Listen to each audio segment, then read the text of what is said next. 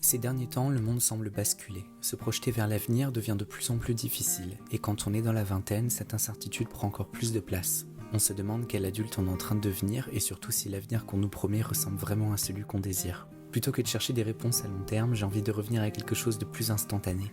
Dans ce vlog, je t'invite à ralentir avec moi, à t'installer confortablement, dans l'ambiance des fêtes de fin d'année, au coin du sapin. J'espère que cette vidéo te plaira et t'apportera un peu d'inspiration. Aujourd'hui, on est samedi et je suis trop content parce que ça fait super longtemps que j'ai pas filmé. Il se passe des trucs vraiment incroyables ces derniers jours et je voulais trop documenter ça pour YouTube. Déjà, j'ai reçu le premier tirage de mon nouveau livre. C'est incroyable de voir autant de livres chez moi comme ça et je suis plein de gratitude en fait parce que c'est incroyable de me dire que l'histoire sur laquelle j'ai tant travaillé pendant aussi longtemps, et bah, aujourd'hui, elle s'envole vers vos maisons, elle s'envole vers vos bibliothèques et maintenant cette histoire, elle vous appartient aussi et en fait, c'est assez fou. Je suis trop content et vraiment plein de gratitude. Je ressens quelque chose de plutôt étrange parce que, j'ai l'impression d'avoir tellement donné tout ce que je pouvais avec ce livre, j'aurais jamais la force d'en reprendre un nouveau. Vous voyez, c'est trop bizarre en fait, mais ça m'a déjà fait ça avec Les Terriers de Soufflevent. Ce nouveau bébé vraiment, il m'a pris toute mon énergie, quoi. À l'heure qu'il est, j'ai déjà reçu des retours de pas mal de lecteurs et vraiment vos retours sont incroyables. C'est incroyable, vous êtes trop gentils. Vous m'avez envoyé tellement d'encouragements, de félicitations et tout. Vous avez trop aimé mon histoire et ça me fait trop plaisir. Franchement, c'est trop chouette. Comme vous pouvez voir, j'ai aussi fait ma déco de Noël. Je suis un amoureux de l'automne et du mood un peu Halloween, mais Noël, j'en suis dingue. Pour le coup, j'adore les décos, j'adore, les musiques de Noël, les films de Noël, les livres de Noël, tout. En ce moment, je suis à fond dans le mood de Noël et si jamais vous avez des films à me conseiller, souvent je regarde un peu les mêmes et parfois, du coup, d'une année à l'autre, je suis un peu moins, inspiré à l'idée de les revisionner à nouveau. Donc bon, si vous avez, des conseils et tout, je suis trop preneur. J'adore plus ou moins toutes les saisons, c'est vrai.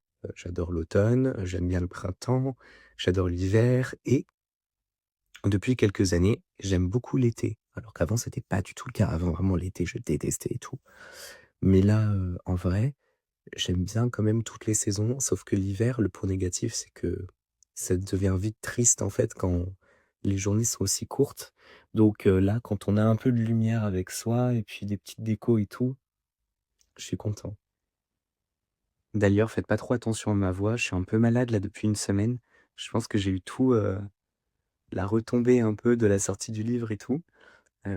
Donc voilà, j'ai un peu la voix un peu grave et tout et encore ça va mieux aujourd'hui, hein. C'est pour ça aussi que j'ai filmé parce que, hier c'était, catastrophique. J'avais la voix de Secret Story quoi, mais là ça commence à aller un peu mieux donc je me suis dit que j'allais filmer et voilà, du coup je protège ma gorge tel, un papy comme ça là. Voilà, écoutez.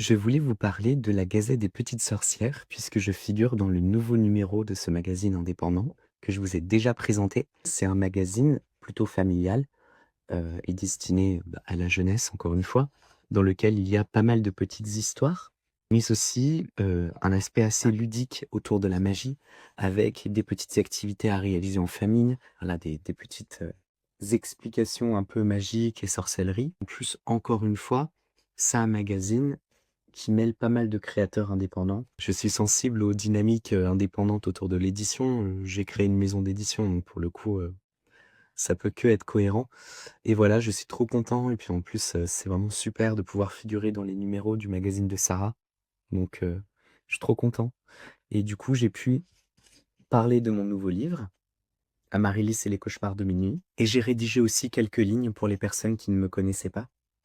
Donc voilà, c'est plutôt cool. Je sais que Sarah est en train de travailler sur une évolution encore de la Gazette pour 2026. Donc voilà, c'est chouette. Et je voulais vous le montrer.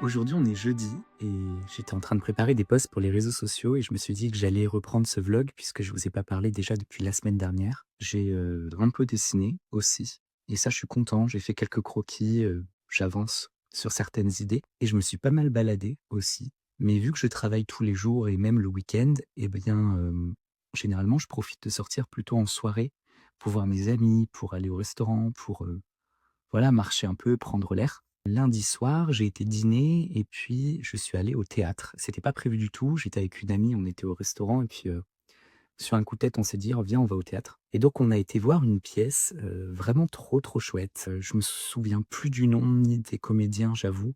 Je suis assez mauvais élève là-dessus, mais par contre, elle était vraiment trop, trop, trop géniale et hyper, farfelue. Franchement, ils sont trop forts, ils sont complètement barrés, quoi et à un moment, truc, vraiment assez drôle. J'ai dû monter sur scène parce que l'un d'eux est venu me chercher et en fait, je devais imiter le porte-manteau en plus, donc très élogieux, on va dire. Mais bon, voilà, il y avait, 3 personnes du public qui ont dû monter sur scène, donc ils sont venus me chercher et puis moi, j'étais comme ça, du coup, sur scène où je devais faire le porte-manteau, enfin, c'était complètement drôle. C'est ça que j'adore, en fait, à Paris, même si je vous en ai déjà parlé, parfois, eh bien, le rythme citadin m'étouffe un petit peu et l'avantage de la vie parisienne, c'est qu'en fait, tout est accessible et puis il y a une telle, diversité, une telle richesse culturelle, qui fait que, bah, vraiment, on a toutes les cartes pour pouvoir s'amuser et vivre des expériences assez drôles donc voilà, j'ai trop aimé et à côté de ça, je suis en train de commencer à travailler sur un petit projet qu'il faut que je vous annonce, que vous avez normalement déjà découvert sur mes autres réseaux sociaux, mais je voulais absolument vous en parler dans ce vlog. J'ai l'immense plaisir d'être le parrain de la première édition du Salon du livre illustré Jeunes Talents qui aura lieu le 23 et le 24 mai 2026. En fait, le projet est à l'initiative de Chérine et Michel, qui sont toutes les deux autrices et éditrices indépendantes, et qui ont créé l'association Nos Petits Mondes Sauvages pour pouvoir justement propulser cet événement. En fait, le salon, il aura lieu à quelques pas du château de Chambord. C'est vraiment juste à côté. Ça me permettra de visiter Chambord en plus de ça, donc un rêve de plus à cocher, c'est trop cool. Et en fait, elle voulait absolument créer un écrin pour tous les auteurs et tous les éditeurs indépendants qui sont parfois un petit peu exclus de la chaîne traditionnelle du livre et des réseaux de diffusion et de distribution nationaux. Et en fait, je trouve que c'est un trop beau projet. Je suis super fier, d'en faire partie et vraiment honoré. Heu, elles sont venues à moi il y a quelques semaines pour me proposer justement de parrainer la première édition et franchement, je suis trop content. Ça va être un trop, trop beau projet. En plus, ça fait super longtemps que j'ai pas fait, d'événements physiques. J'en ai fait 2 à Paris, mais voilà, j'ai pas retenté l'expérience depuis un petit moment, aussi parce que j'étais à fond dans, l'ouverture de ma maison d'édition Les Contes de Nuages, l'avancement de mon nouveau livre à Marius et les cauchemars de minuit, la réédition de Les Terriers de Soufflevent, enfin j'avais trop de projets. D'ailleurs, si vous-même vous êtes auteur ou vous êtes illustrateur ou créateur, heu, artisan ou autre et qu'il y a un lien, de près ou de loin avec le livre, vous pouvez très bien en fait candidater auprès de l'association Nos Petits Mondes Sauvages. Je mettrai les liens dans la description. Si jamais vous voulez venir exposer, si jamais vous voulez venir dédicacer des livres, si vous avez, quelques livres à votre actif, tout ça c'est possible. Mais du coup, voilà, faut pas trop tarder non plus puisque les places, se remplissent assez vite. Donc voilà, si vous voulez tenter l'expérience, c'est avec plaisir. Chérine et Michel font un super travail pour ce salon, ils y mettent beaucoup de cœur. Donc voilà, ça va être trop, trop cool.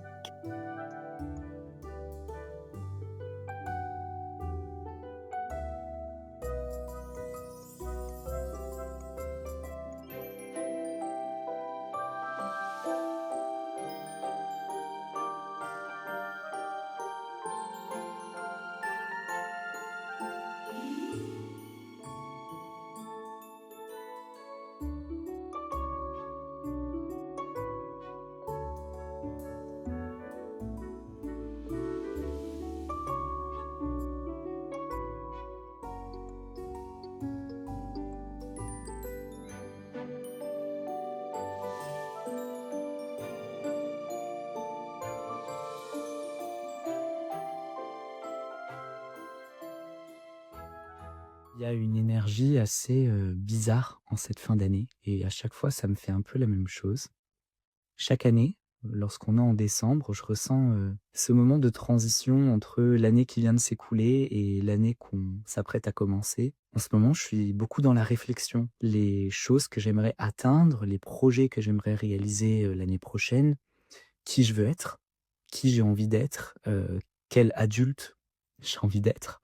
Tout ça, c'est, des choses qui me traversent beaucoup l'esprit en ce moment. Le rythme actuel dans lequel on est, le monde dans lequel on vit et surtout, toute l'actualité de ces derniers mois et ce climat un petit peu, anxiogène dans lequel on est, nous force beaucoup aussi à nous questionner sur, ce qu'on veut, sur qui on veut être et c'est très compliqué en fait, je trouve. Hem, Moi je viens d'avoir 25 ans, je fais partie de la génération Z. On est perçus comme, des gros feignants par beaucoup de monde, surtout par les anciennes générations, on est perçus comme étant, des râleurs, des jeunes qui veulent juste, partir en vacances tout le temps et puis qui veulent pas travailler, des jeunes qui, n'en ont rien à faire des conventions et cetera. Le monde est tellement différent aujourd'hui et j'en parlais la dernière fois avec une amie et je lui disais justement: «Mais tu te rends compte que lorsqu'on était à l'école étant petit, on grandissait avec cette vision de et des bonnes notes à l'école pour avoir un bon travail plus tard, pour avoir, un bon salaire, une bonne maison et cetera et en fait, aujourd'hui que j'entre dans la vie adulte, je considère que je suis à peine dans la vie adulte depuis quelques mois parce que je viens tout juste, de valider mon master et bien maintenant que je suis là, je me rends compte que tout ça, c'est tellement faux, c'est tellement faux. J'ai eu de super résultats scolaires ces dernières années, j'ai eu tous mes diplômes et cetera. Je suis très bien installé dans ma vie pour l'instant, donc je croise les doigts et je touche du bois pour que ça continue parce que je fais tout pour. Mais par contre, hem, tout est tellement incertain aujourd'hui et je me rends compte aujourd'hui que tout ça, c'est tellement faux. Je me questionne énormément sur, ce que j'ai envie d'accomplir, dans ma vie, sur, les projets que je peux réaliser et en fait, c'est un peu, troublant. C'est vraiment ça qui me vient en tête, troublant. Je sais pas si je vais pouvoir, faire un crédit pour, acheter une maison. Je sais pas si, mon entreprise va survivre au fil des années, parce que, tout augmente, parce que le climat politique, est de plus en plus complexe, si je puis dire. Je sais pas trop dans quelle mesure considérer ma vie future, dans quelle mesure je peux, en fait, penser au lendemain. Donc c'est un peu, compliqué, j'avoue. Donc j'essaye de revenir un petit peu en ce moment à une mentalité beaucoup plus court terme. Qu'est-ce que tu as envie de faire ce mois-ci? Même si évidemment je suis obligé parce que le monde d'aujourd'hui nous force à l'être, je suis dans la projection, c'est-à-dire que forcément je m'imagine dans 1 an et demi, dans 2 ans. C'est normal comme tout le monde, mais en fait, j'essaye de revenir à quelque chose de plus court terme et du coup de trouver un moyen de profiter, de ma vie dans un court terme parce que, on ne sait pas de quoi est fait le lendemain. C'est tout bête, mais c'est tellement juste, en fait, comme pensée en soi. Aujourd'hui, j'ai pas la réponse sur la personne que j'ai envie de devenir, l'adulte que j'ai envie d'être dans les années à venir. Tout ça, je suis incapable de donner la réponse. Par contre, je peux dire quel est l'adulte que j'ai envie d'être là dans les prochaines semaines, ce mois-ci, qui j'ai envie d'être dans les prochains temps. Et donc du coup, cette perspective un peu inversée m'aide beaucoup à, profiter de ma vie actuellement et aussi à m'enlever un peu cette pression de la projection et puis à me dire: «OK, ce mois-ci, qu'est-ce qui va vibrer? Qu'est-ce que tu as envie de faire et comment est-ce que tu peux potentiellement te projeter là, dans les prochaines semaines?» C'est compliqué, hein? Bah, je vais en faire un livre. Voilà, comme d'habitude. Quand je ne sais pas quelque chose, j'en fais un livre. Voilà, on en fait un livre. Hop, livre 3, ça part.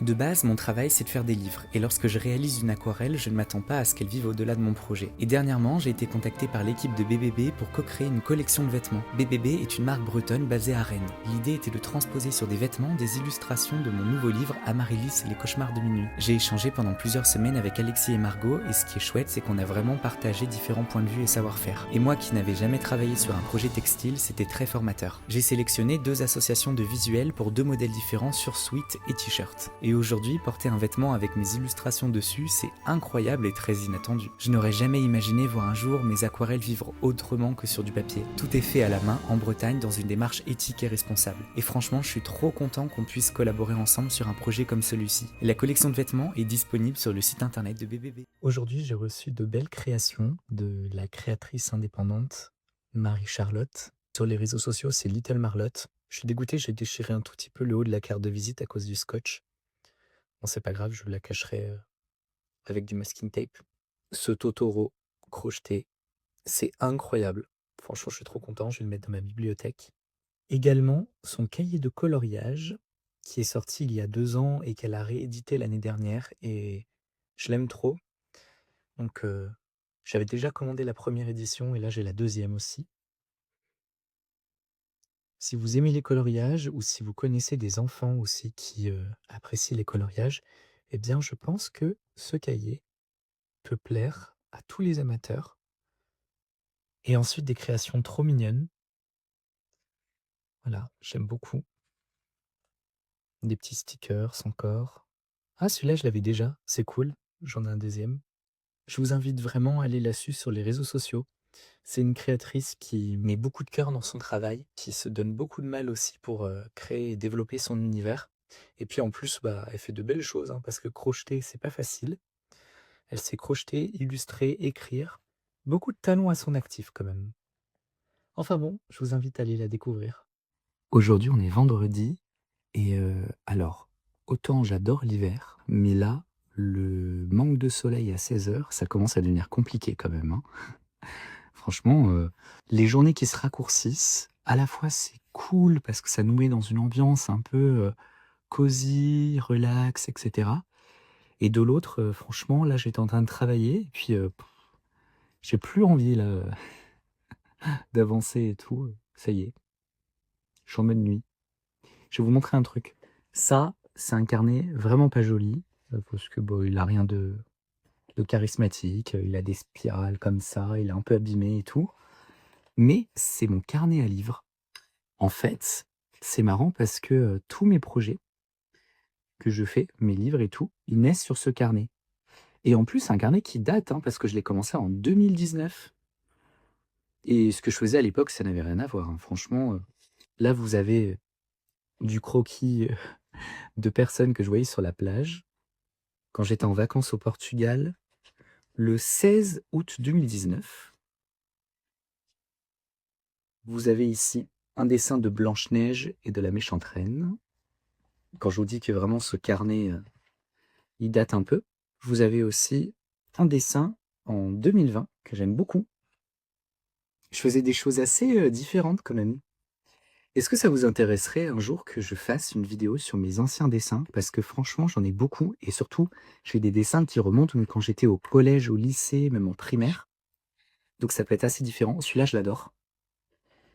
En 2020, j'ai eu mon moment, passion où j'adorais dessiner des statues et franchement, je suis fan.